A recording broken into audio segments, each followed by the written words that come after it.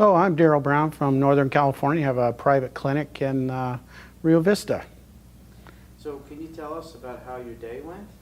Day was exhausting but enlightening, and learned a lot about ultrasound guided injections.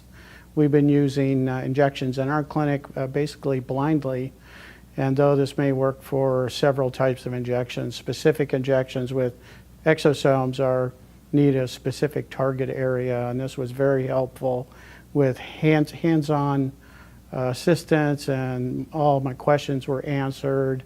There was not one stupid question, and the folks here were excellent. Was it basically what you expected it to be? Yes. Great. But it was more laid back than I thought it would be. I thought it'd be a larger place and a lot of chaos, and there was none. And it was a smaller group.